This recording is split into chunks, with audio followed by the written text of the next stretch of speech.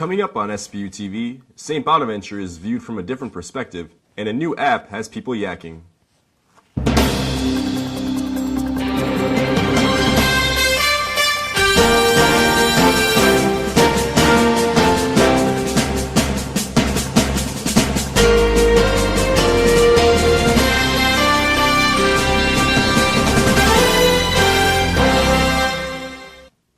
Hello, and welcome to SBU TV. I'm Matt Moretti.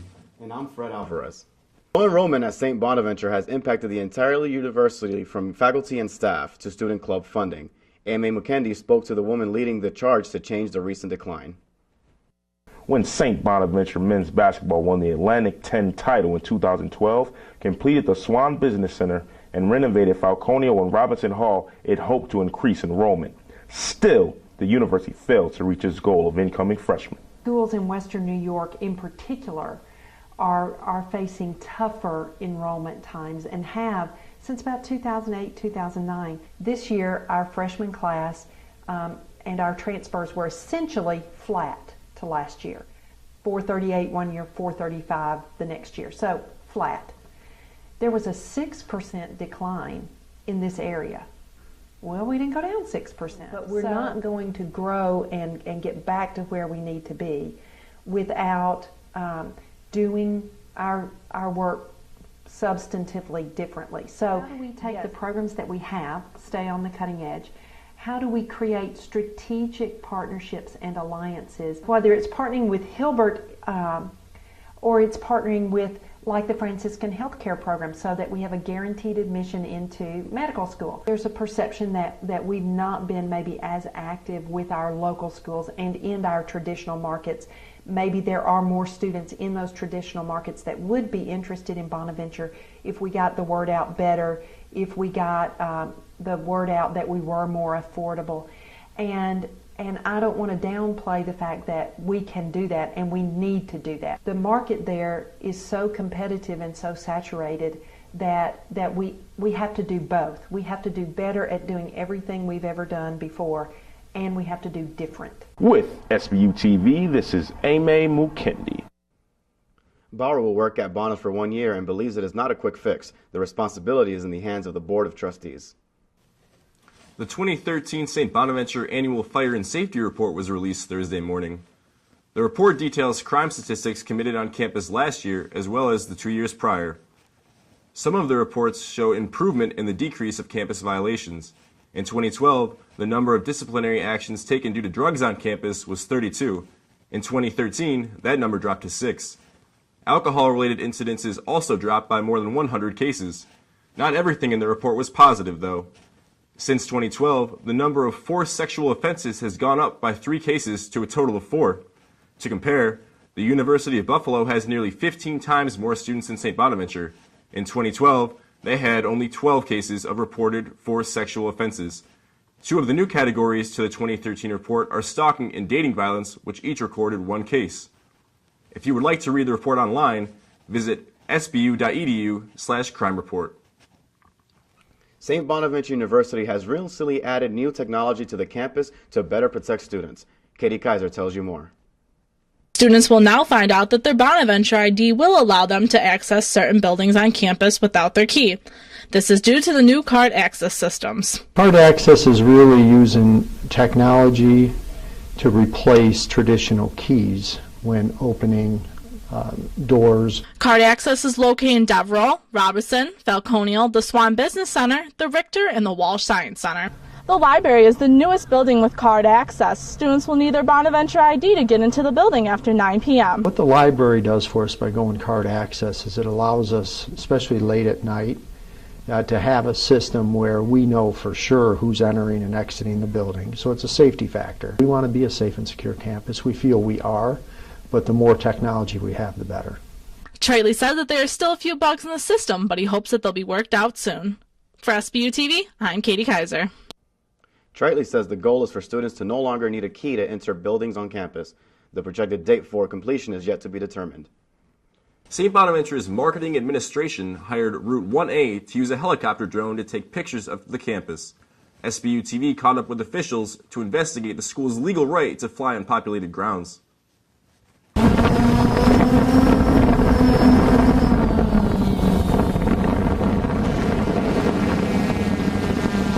helicopter drones has become a common technology used in weddings and by the military.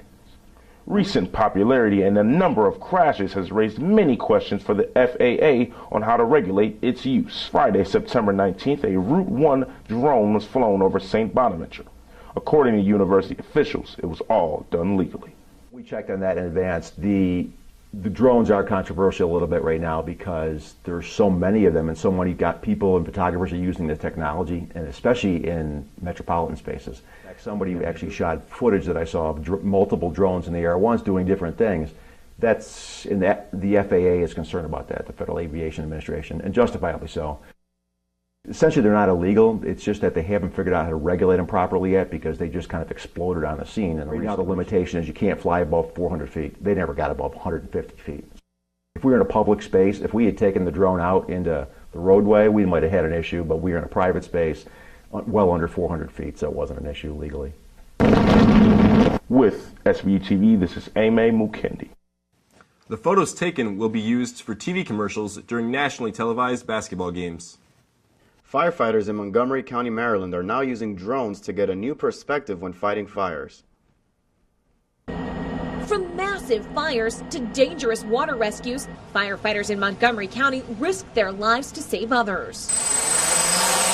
Now they've bought a new tool they say could save more lives. This is a picture of one of 3 drones the department purchased this spring. A test video shows the drone flying high above the county's fire academy, giving rescue workers a whole new vantage point before they're sent into a burning building.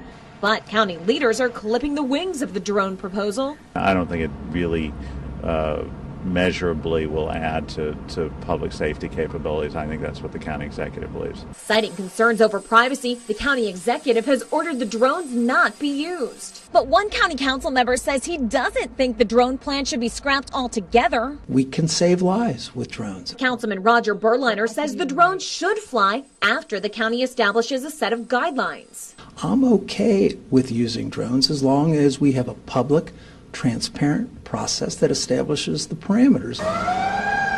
Residents we spoke with see the benefits of the drones. Even though people think it may invade their privacy, at the same time, it could save more lives than it could actually harm. If it can, save time and energy and less risk for the people who actually go out there and save lives and help us in the community, then I say use them. But for now, the drones will stay grounded. Drones can cost anywhere between $500 and $1,500. An app that allows users to post anonymously has caught the attention of students at St. Bonaventure University. Fred reports. It's called Yik Yak, a new social media app available for smartphones where users can post anonymously to an online forum.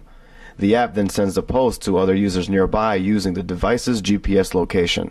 The app was made for college-age users or above and to act as a virtual bulletin board. While the app was created as a tool for students, it has also become a playground for cyberbullying. When I think about what's likely that we're going to have to deal with, it's significant harassment of students. Well, I think it has a big impact because we're already a small school, so a lot of it's really personal. Like, I see a lot of personal attacks, like not even just the sports teams, but like individuals themselves. I noticed a lot of people, they talk badly about others. Similar to a Facebook like, users can upvote or downvote a post. A post with a certain number of downvotes gets removed from the app. Almost like, Victorian dances or masquerades, I should say, where people, would take on the anonymity of a mask so they could do things or say things they couldn't do without it. And which can be liberating in some extent, but can also be damaging in other ways. Because mobile devices are usually linked to a major carrier's network, it makes it difficult for Wi-Fi networks to block the app from their server. It is up to the users to create a friendly atmosphere. There's always something. Each year I feel like it gets more and more high risk, and there's less and less that we can do about it. And with the complete anonymity, it's very difficult to monitor. I really hope it's just a trend. I hope it'll pass, like MySpace, and it'll run out eventually. I think people will get sick of it. I mean, I've already deleted it. For SBU TV, I'm Fred Alvarez. App developers hope to find a way to more closely monitor the type of content posted by users. A local company that has ties to Olean will now be under new ownership. German electronics company Siemens announced this week that it is buying manufacturing company Dresser-Rand, which has 3 plants in the southern tier, including one in Olean. Siemens will pay $7.6 billion for Dresser-Rand, which manufactures equipment used in the oil and gas industry. Between the 3 plants in Olean, Wellsville, and Painted Post, the company employs approximately 2,200 people, with around half working at the Olean location. John Baglione, president of the United Steelworkers Local 4601, the union that represents 560 employees at the Olean plant, said, "I have more questions than I do answers. They're a German-based company that we are really unfamiliar with. Technically, they don't have to recognize our union, honor our contract that we just negotiated, or keep us open." The deal will not be made officially until the summer of 2015 at the earliest. A very special guest has been on St. Bonaventure campus for the past week. I caught up with him. Both the St. Bonaventure and Jamestown Community College campuses welcome a Lena visiting professor. Beginning in 1990, the distinction goes to a candidate who has made significant accomplishments in their field and will give 2 lectures at the schools. This year, seasoned journalist and 1970 Bona alum Greg Mitchell is on campus. Greg Mitchell wrote for Crawdaddy magazine, a music publication in the 70s that helped Bruce Springsteen get his first big break. Here he is hosting a radio show with Professor Rich Lee. In addition to his career in music journalism, Mitchell has produced documentaries, authored books, and currently writes for both The Nation and Huffington Post. Mitchell will be offering his knowledge and experiences to many JMC students while he's here. Appearing before about 15 classes, public lecture, screening a film that I co-produced, doing radio interviews, TV things. So it's been quite a busy time. This marks Mitchell's first return to campus since 1983. For SBU TV, I'm Matt Moretti. Be sure to tune in next week as I sit down with Greg Mitchell for an exclusive interview. And also make sure to stay tuned to the Wolfpack Report.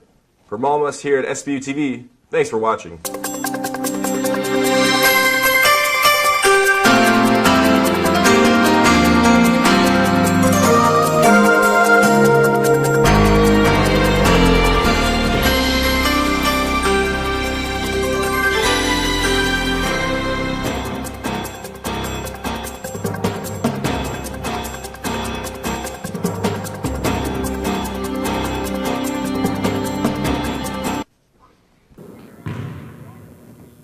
Welcome to the Wolfpack Report from the Riley Center. I'm Gavin Lindahl. And I'm Taylor Nigrelli.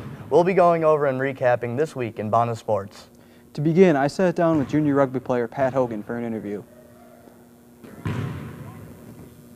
I'm here with junior rugby player Pat Hogan from the thriving St. Bonaventure rugby program. Now, Pat, you've been a starter for about 3 years now. How are you able to become a key contributor so fast? Well, Tay, when I first showed up to school, I actually had never seen a rugby game before in my life. But my father played here back in the 1980s, and he encouraged me to go out for the team. And when I spoke with the coach and the rest of the players, they were all very welcoming. And they told me that if I came out for the team and I worked to the best of my ability, I'd eventually see the field. And my freshman year, come the first game, we actually had a guy go down with an injury. And so they gave me a shot and told me I could get out there and play. And I just worked my butt off, and I've been playing ever since. So. Now, you guys have a pretty big game this weekend. You're facing Army at home under the lights for the first time in the program's history. How excited are you guys? There's no level of excitement that could really just show, I guess, how thrilled we are to be playing under the lights. I mean, it's going to be family weekend. Everybody, the majority of our team's families will be there cheering us on. Alumni will be there. And just the fact that it's under the lights against Army, which I believe is either the top number 2 team or number 5 team in the nation, is just unbelievable, and we're really looking forward to it. And how big of a recruiting tool is it to be able to tell prospective players that you'll be able to play such a great opponent in such a great atmosphere? To be honest, it's probably one of the main components that gets kids from high school to come here and play for us. I mean, for every rugby player, it's any kid's dreams to be playing under the lights in front of their home crowd with their fans cheering on a brand new state-of-the-art facility. So I'd say it's a big factor of getting kids to come play for us. That new turf field, how does that differ from playing on the old field? Do you like it better, or how's it different? Well, playing on a turf field, it's it's a faster paced game. The ball will roll a lot faster as opposed to it being on a long grass field, and it's definitely more cushioned. So when you get tackled, there's a lot more padding going down, and it's a lot different. I mean, the game, you'd rather play on turf in a sunny day, but if it was a rainy day, you'd rather play in grass because the turf can get slippery during the rain. But for the most part, the turf is just a lot better than grass, and we love it a lot. So. Now, St. Bonaventure also has a women's rugby program, which is already 3-0 in the season. How intertwined are you guys with the women's program? Yeah, believe it or not, we're actually we connect a lot more with the women's team than most people would think. I mean, usually for home games, they play right before us as we're warming up, and we do our best to, when we can during warm-ups, to go over and cheer them on. And then when we go on the field after, they stay, they root us on, and for the whole game, and we connect on and off the field. I mean, I know earlier I just had lunch with one of the women's rugby players. We're good friends with them. Like I said, both on and off the field. All right, well, Pat, thank you very much for joining us, and good luck this weekend. Yeah, thank you, Tim. Game time for the match against Army is set for Saturday at 7 p.m. Both men and women's soccer were in action this weekend as the men's team traveled to Rider University and the women hosted Binghamton University and then traveled to U-Mass Lowell on Sunday. The men's soccer team fell 0-3 when they traveled to Rider University in a 5-0 loss. The Bonnies recorded the first shot on net during the game, but from there on out it was all Rider University. The Bonnies struggled to maintain possession and struggled after a heavy attack by Rider. Senior goalkeeper Jeremy Figler was subbed out after saving 4 of 8 shots in lieu of senior goalkeeper Bobby Diaz. Rider outshot the Bonnies 18-8. The Bonnies' next game will be Friday, September 26th at Canisius. Game time is 7 p.m. The women's soccer team hosted Binghamton for the first game ever to be played under the lights at St. Bonaventure. A ceremony beforehand commemorated the night, and the team did not disappoint the record crowd of 1,248. The Bonnies struck first into 3 minutes into the game when senior Brittany Charles perfectly placed her shot from 25 yards out, giving the Bonnies a 1-0 lead. Just minutes later, a scramble in front of the net left Lauren Hill in perfect position to score her second of the season just under the crossbar. Brittany Charles got in on the play again with an assist. On to the 26th minute, when a tic-tac-toe play left Molly Curley one-on-one with the goalie, sneaking a shot just inside the right post. Binghamton would score later in the game to make it 3-1. The second half was dominated by lockdown defense and some close calls for the Bonnies. Junior goalkeeper Christina Sorokin made 9 saves on the 10 shots on goal she faced. At the end, the Bonnies came out on top, winning 3-1. 2 days later, the women traveled to U-Mass Lowell, where they lost 1-0 after an early goal in the game. The men's golf team traveled to Ithaca, New York this weekend to take on a field of 9 in the Cornell Invitational. Juniors Pat Milkovich and Josh Stauffer led the Bonnies, shooting 14 over respectively. The team finished in 9th place and will take on Canisius and Niagara this weekend in the Little 3 Invitational. The women's rugby team moved to 3-0 after a 27-10 win against Fredonia, even though that Fredonia is a division above them. The next game will be Saturday at 1 p.m. against Oswego.